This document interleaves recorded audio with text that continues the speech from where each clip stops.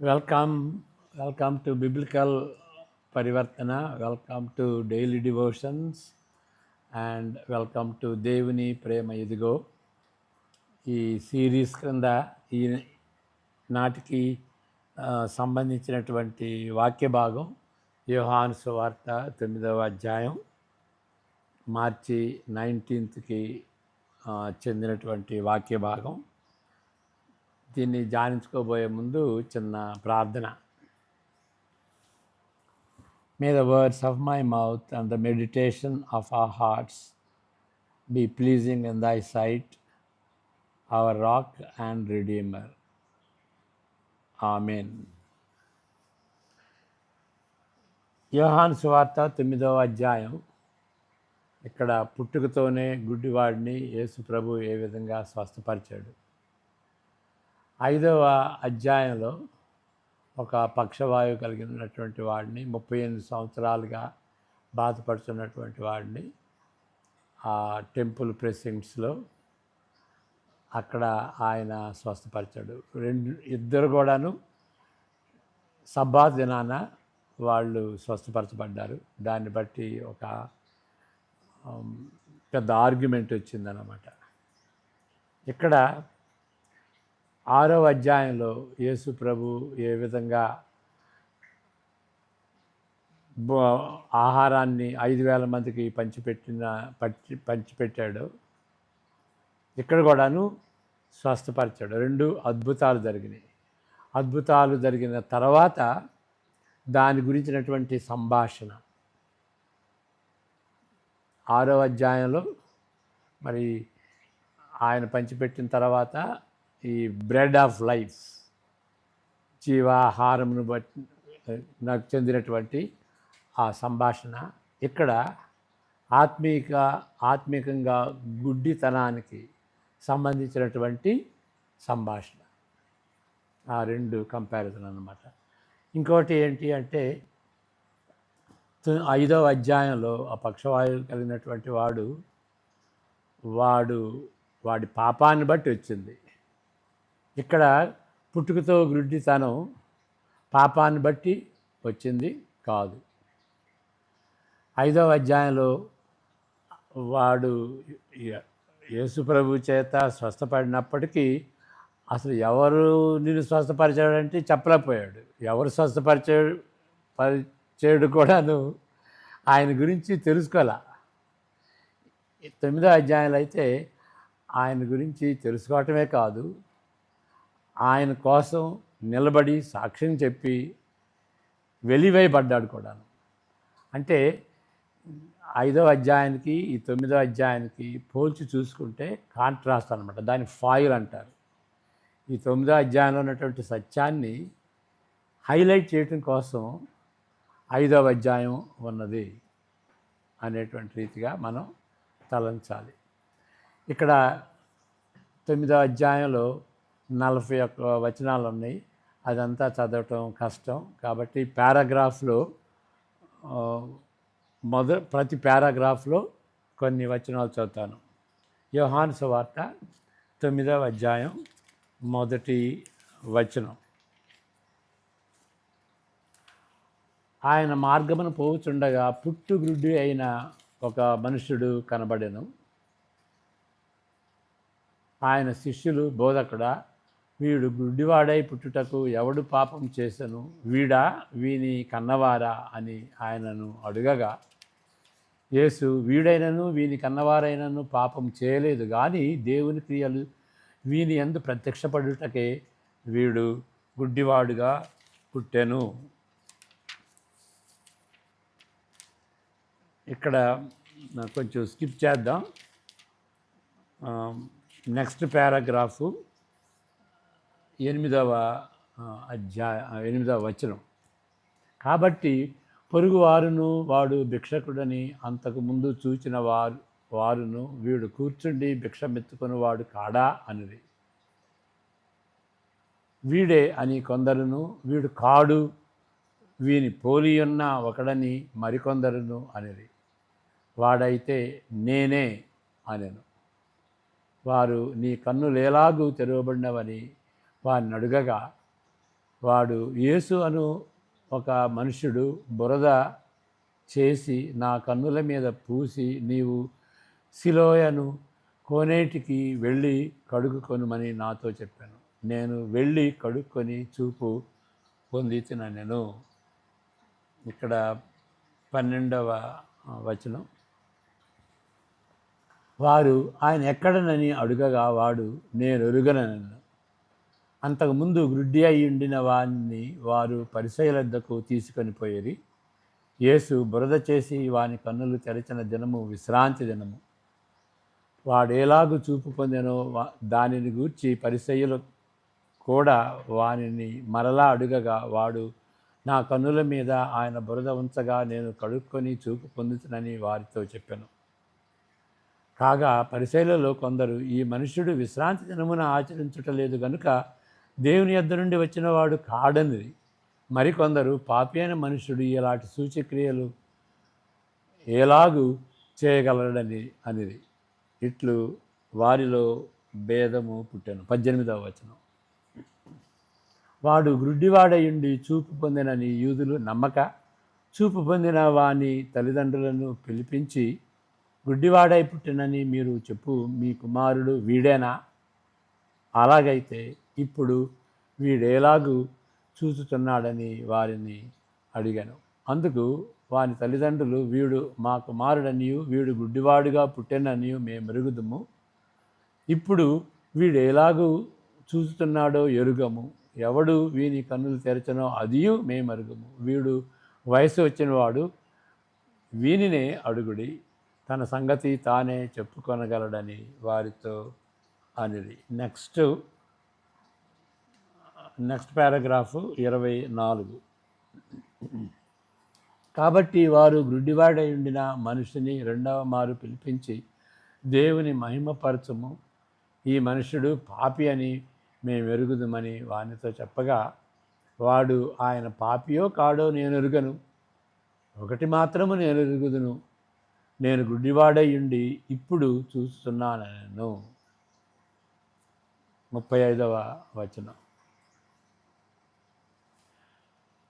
పరిసయ్యులు వానిని వెలివేసిరని యేసు విని వానిని కనుగొని, నీవు దేవుని కుమారుని యందు విశ్వాసం ఉంచుతున్నావా అని అడిగాడు.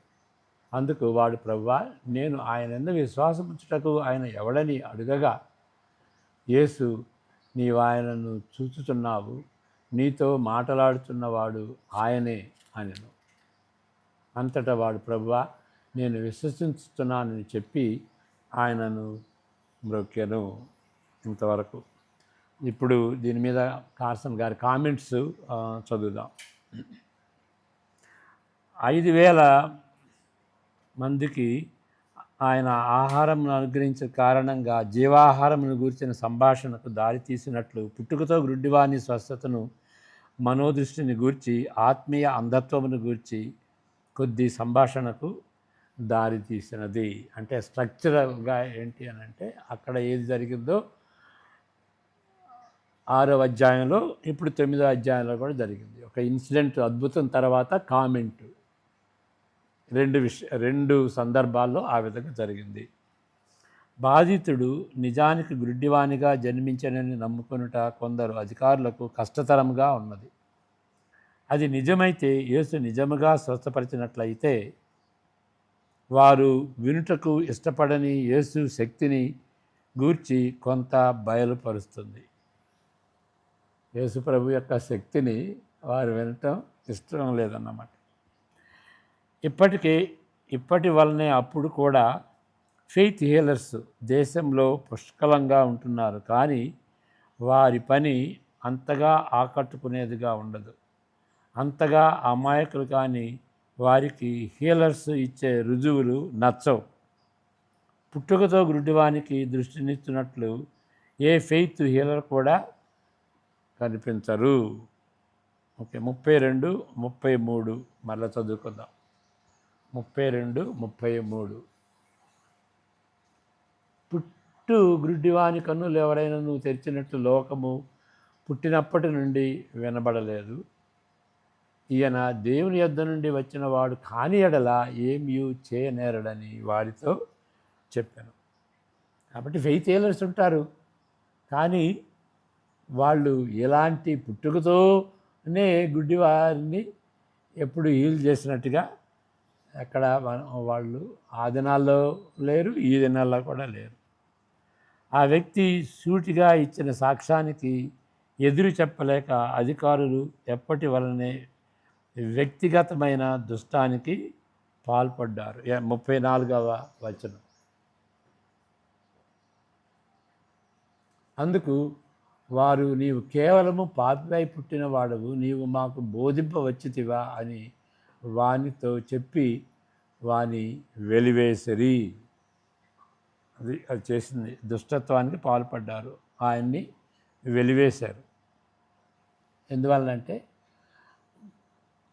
ఈ సబ్బాతుని పరిశుద్ధంగా ఆచరించాలి. ఎవరైతే ఆచరించలేదని వాళ్ళు అనుకుంటారో వాళ్ళని వెలివేస్తారన్నమాట. స్వస్థపడిన గుడ్డివాని మరొకసారి కలుసుకొని యేసు ఆయనను గూర్చి మరికొంత ప్రత్యక్షపరచుకుని తన విశ్వాసాన్ని ప్రోత్సహించాడు.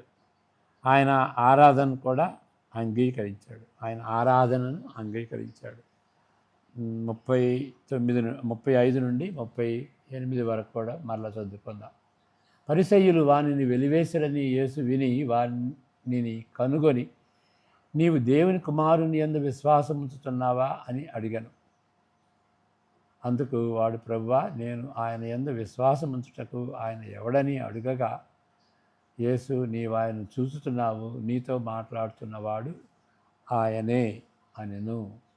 అంతటా వాడు, ప్రభువా, నేను విశ్వసిస్తున్నానని చెప్పి ఆయనను మ్రొక్కిరి. ఇక్కడ 2 విషయాలు ఏంటి అని అంటే, అక్కడ విశ్వసించులాగున యేసు ప్రభు ప్రోత్సహిస్తుంటున్నాడు. రెండో విషయం ఏంటి అంటే, అక్కడ ఆయన్ని ఆరాధించాడు. బైబిల్ ఎక్కడైనా సరే దేవుణ్ణే ఆరాధించాలి. ఆయన్ని ఆరాధన, ఆయనకి ఇచ్చినటువంటి ఆరాధన ఒక దేన్ని సూచిస్తుందంటే ఆయన దేవుడు అని సూచిస్తుంది. ఏ యూదుడు కూడాను దేవునికి తప్ప వేరే వాళ్ళని ఆరాధించరు, ఆరాధన పుచ్చుకొనరు. ఇక్కడ యేసు ప్రభు ఏ ప్రాబ్లం లేకుండా ఆరాధనను అంగీకరించారు. ఇది చాలా పవర్ఫుల్ కారణం యేసు ప్రభు దేవుడు అంటానికి. అప్పుడు ప్రాముఖ్యమైన 2 సత్యాలను వెల్లడి చేస్తున్నాడు. 1, చూడని వారు చూడవలెను, చూచువారు గుడ్డివారు కావలెను అను తీర్పు నిమిత్తము నేను ఈ లోకమునకు వచ్చితిని అని చెప్పాను. 39వ వచనం. ఒక విధముగా ఇది ధనవంతుడు లాజరస్ వృత్తాంతం వలె, లేక పరిసయ్యుడు సుంకరి ఉపమానం వలె కానీ తిరోగమనముగా, అంటే రివర్సల్ అన్నమాట. రోల్ రివర్సల్ అంటాం, ఇక్కడ స్టాక్ రివర్సల్ అన్నాడు, ఉంటుంది. ఇది సువార్తల్లోని సాధారణంగా తటస్థించే అంశము. ఇక్కడ ధనవంతుడు లాజరస్, ఇక్కడ లాజరు మరి పేదవాడుగా ఉన్నాడు. చనిపోయిన తర్వాత పరలోకంలో అబ్రహాం యొక్క రొమ్ముని ఉన్నాడు, ఆనుకుని ఉన్నాడు. అంటే రోలు రివర్స్ అయిపోయింది. మరి ధనవంతుడైతే చనిపోయిన తర్వాత ఒక నరకంలో అక్కడ ఉన్నాడు. కాబట్టి అక్కడ, అంటే కొంతమంది పర్గటరీ అంటారు అనుకోండి, నరకంలో ఉన్నాడు. అంటే ఇక్కడేమో బాగా అనుభవించాడు, అక్కడ యాతన పడుతున్నాడు. Role reversal. అది సువార్తల్లో సాధారణంగా తటస్థించేటువంటిది. గాబ్రియేలు దూత మరియమ్మకి యేసు ప్రభు జననం గురించి ఆ వార్తను చెప్పినప్పుడు అప్పుడు ఆవిడ పాట పాడింది, మ్యాగ్నిఫికేట్ అంటారు. లోకా 1:42లో అది స్టార్ట్ అవుతుంది అనమాట. I magnify the Lord, Magnificat. అప్పుడు ఆ పాటలో ఆవిడేం చెప్తుందంటే, దీనుల్ని హెచ్చించేవు, మరి గర్వపడేటువంటి వాళ్ళు, హెచ్చించేటువంటి వాళ్ళని తగ్గించేవు. అక్కడ రోల్ రివర్సల్ అన్నమాట. దేవుడు అది చేస్తాడు. ఇక్కడ సరిగా జీవించకపోతే ఎంత ఆస్తిపరుడైనా కానీ అక్కడ కష్టపడతాడు. ఇక్కడ ఎంత దీనుడైనా కానీ దేవునికి ఇష్టంగా జీవిస్తే అక్కడ ధన్యకరంగా వాడు జీవిస్తాడు. రోల్ రివర్సల్ అంటారు దాన్ని. అయితే ఈ తిరోగమనము, రివర్సల్ చూపునకు ఇది చూపు విషయానికి చెందిందన్నమాట. చూసే విషయంలో అనేక చిక్కులతో ఉన్న వివేచన సూత్రాలను బట్టి వీళ్ళు పరిసయ్యులు చూచువారుగా తలస్తున్నారు. మేము చూడగలవండి, మాకు ఇన్సైట్ ఉంది, మాకు జ్ఞానం ఉంది, ఇన్సైట్ జ్ఞానం ఉంది అని అనుకునేటువంటి ఈ యోధా నాయకులు యేసు ప్రభు మాటల ద్వారా, క్రియల ద్వారా వారు గ్రుడ్డివారవుతారు. ఎవరైతే గ్రుడ్డివారిగా ఉంటున్నారో, అనగా ఆత్మీయంగాను నైతికంగాను ఉంటున్న గ్రుడ్డివారికి అద్భుతమైన కరుణను కనుపరుస్తూ యేసు ప్రభు చూపును అనుగ్రహించగలడు. గ్రుడ్డివారైనటువంటి వాళ్ళు గ్రుడ్డివారని తెలుసుకున్నప్పుడు, అంటే ఆత్మీయంగా నైతికంగా వాళ్ళు పడిపోయారు, అదే పాపం, వాళ్ళ పాపాన్ని గుర్తు చేసుకోవటం అన్నమాట. అప్పుడు చూపును యేసు ప్రభు వారికి అనుగ్రహిస్తాడు. ఇది ఆయన తీర్పు. అంటే ఆ విధంగా గ్రుడ్డివారని చేసినటువంటి వాళ్ళకి చూపును అనుగ్రహిస్తాడు. చెవులలో యేసు ప్రభు మాటలను వినినప్పుడు కొందరు పరిసయ్యులు వారి విచక్షణ జ్ఞానాన్ని బట్టి గర్వపడుచు దెబ్బతిన్నట్లుగా, షాక్ ఇచ్చినట్టుగా ఉంటుందన్నమాట వాళ్ళకి. ఆయన చెప్పినటువంటి మాటలు చాలా షాక్ ఇచ్చినట్టుగా ఉంటుంది. కాబట్టి అయితే వారి గ్రుడ్డి వారితో మమ్మును కూడా కలుపుతున్నావా అని అడిగారు. ఏంటి గుడ్డి వాళ్ళమే మేము అని, గుడ్డి వాళ్ళతో మమ్మల్ని సమానంగా చేసావా? దీన్ని బట్టి యేసు ప్రభు రెండవసారి పలుకుటకు దారి తీసినది. ఏంటి రెండవది? మీరు గ్రుడ్డివారైతే మీకు పాపము లేకపోవును, కానీ చూస్తున్నామని మీరు ఇప్పుడు చెప్పుకొనుతున్నారు కనుక మీ పాపము నిలిచిన్నది. 41వ వచనం, లాస్ట్ వచనం చదువుకుందాం. యోహాను సువార్త 9:41. ఇది పంచ్లైన్ అన్నమాట. అందుకు యేసు, మీరు గుడ్డివారైతే మీకు పాపము లేకపోవును, కానీ చూస్తున్నామని మీరు ఇప్పుడు చెప్పుకొనుతున్నారు కనుక మీ పాపము నిలిచిన్నదని చెప్పాను.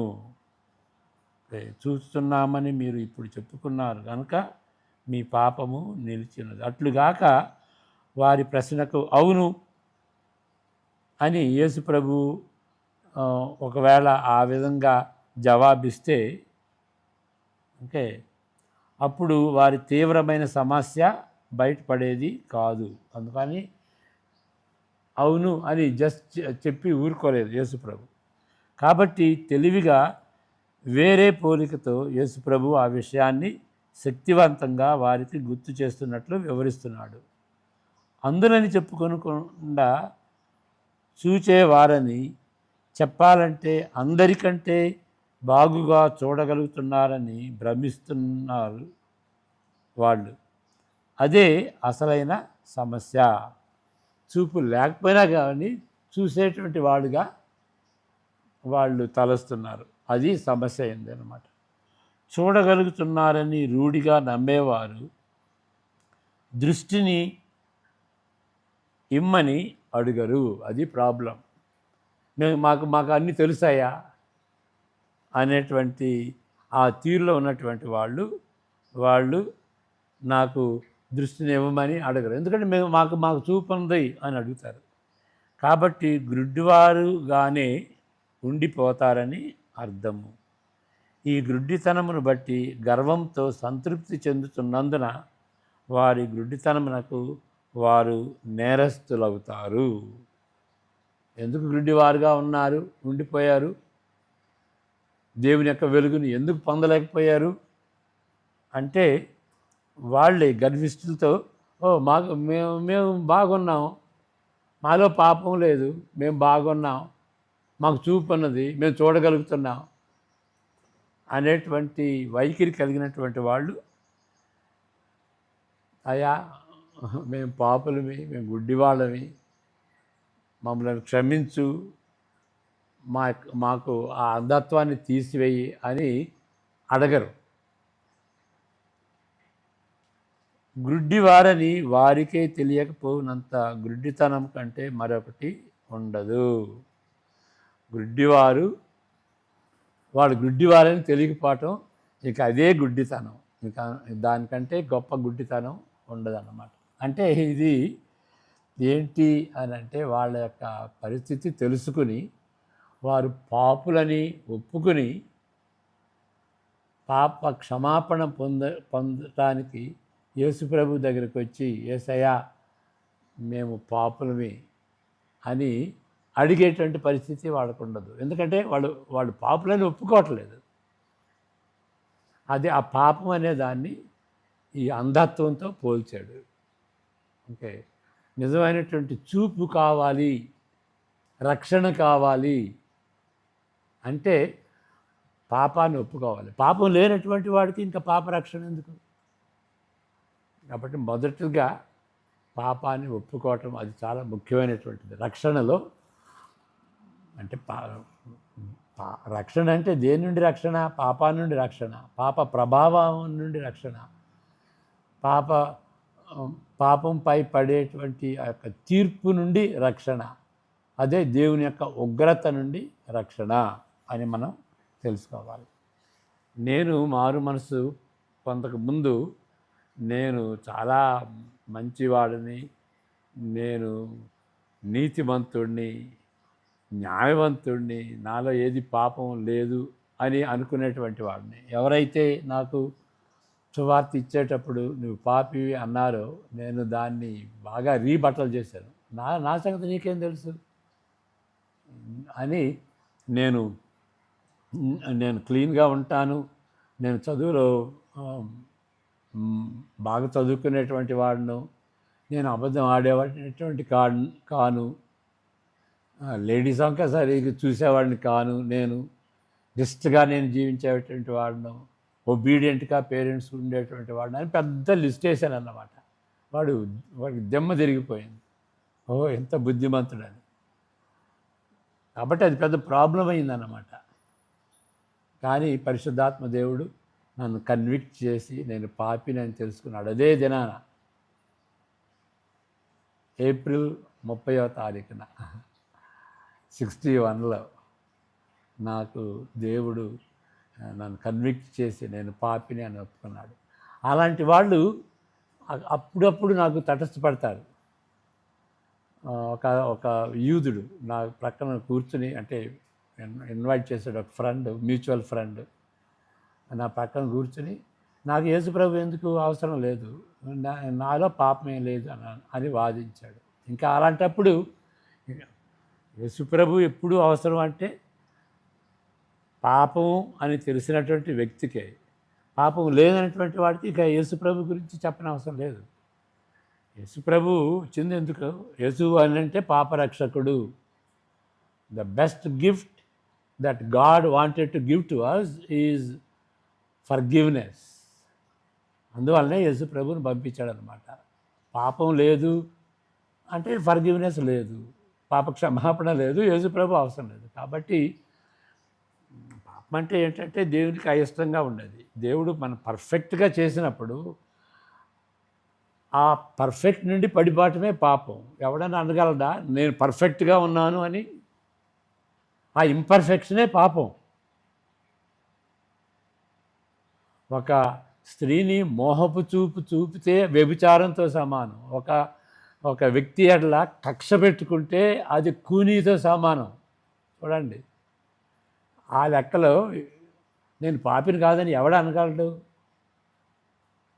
అంటే పాపి అని తెలుసు అని అడ్మిట్ చేసాడు అంటే పాపరక్షకుడు ఎవరు అని. కాబట్టి నేను పాపి అని చెప్పుకోవాలన్నమాట. నాకేదో ఇగ్నోరెంట్, నాకు తెలియదు విషయాలు అని అంటారు, కానీ పాపం అనేటువంటి మాట వాడరు. నాకు తెలియదండి, నేనేదో తప్పు చేశానండి, రెక్టిఫై చేసుకుంటాను అని అంటారు, కానీ నేను పాపిని, దేవునికి వ్యతిరేకంగా పాపం చేశాను అని అడ్మిట్ చేసినప్పుడు దావీదు మహారాజు వలె, against the only have I sinned. పాపం అంతా కూడాను ఇన్ ద లాస్ట్ అనాలిసిస్ పాపం అంటే ఏంటి అంటే దేవునికి వ్యతిరేకంగా చేసింది. దేవుని యొక్క ఆజ్ఞలు అన్నీ కూడాను సోషల్ అయినా మోరల్ అయినా ఏ ఆజ్ఞలైనా సరే అది దేవుడిచ్చాడు కాబట్టి, దేవునికి వ్యతిరేకంగా ఉన్నది కాబట్టి అది పాపం. కాబట్టి దేవునికి వ్యతిరేకంగా ఉండేది పాపం. ఇక్కడ వాళ్ళు మేము చూస్తున్నామయ్యా, ఇంకా నాకు చూపు అనేదానికి ఏదో విధంగా వాళ్ళు చూస్తున్నారు, వాళ్ళ టెక్నిక్స్ ద్వారా మాకు తెలుసు అని అనుకుంటున్నారు. తెలుసు అని అనుకునేటువంటి వాళ్ళు చూడగలిగితే ఇంకా యేసుప్రభు అవసరం లేదు, చూపు అవసరం లేదు. మేము చూడాలి అనేటువంటి ఆ ప్రార్థన చేసుకోవాలన్నమాట. కాబట్టి వారు గుడ్డివారని వారికి తెలియకపోవునంత వరకు అంతకంటే గుడ్డితనం మరొక గుడ్డితనం లేదు. ఒక పాపి ఇప్పుడు నాకు ఒక ప్రాబ్లం ఉందనుకోండి, క్యాన్సర్ ఉందనుకోండి, నాకు క్యాన్సర్ ఉందని తెలియకపోతే ఇంకా డాక్టర్ దగ్గరికి ఎందుకు వెళ్తాను? కానీ నాలో క్యాన్సర్ ఉండి కూడాను లేదు అని వాదించటం, ఇక అంతకంటే ఇంకా రోగం ఏమున్నది? అట్లాంటిది ఆ ఆర్గ్యుమెంట్ అన్నమాట. ఆలోచించుకోండి. సువార్త, మంచి వార్తకి ముందు దుర్వార్త, అదేంటంటే పాపం. పాపం అనేది దుర్వార్త లేకపోతే సువార్త అనేది లేదు. దుర్వార్త అంటే ఆ పాపంలో కొట్టుకుపోతున్నాను, నాలో నెమ్మది లేదు, ఆ పాపాన్ని బట్టి నెమ్మది లేదు, ఆ పాపాన్ని బట్టి మా ఇంటిలో నెమ్మది లేదు, నా హృదయంలో నెమ్మది లేదు, నా సమాజంలో నెమ్మది లేదు. సమాజంలో నెమ్మది పొందాలి అంటే ఎట్లా అనేది పాపం పోవాలి, అప్పుడు నెమ్మది వస్తుంది, విశ్రాంతి వస్తుంది అన్నమాట. ప్రార్థన చేసుకుందాం. ప్రభువా, నేను పాపిని అని నాకు ఎరుకపరిచిన దాన్ని బట్టి వందనాలు. ఆ దినాన మరవలేను ప్రభువా. యేసు ప్రభు అలాంటి పాపి నిమిత్తమై, నా నిమిత్తమై మరణించాడు అనేటువంటి సత్యాన్ని బట్టి స్తోత్రాలు.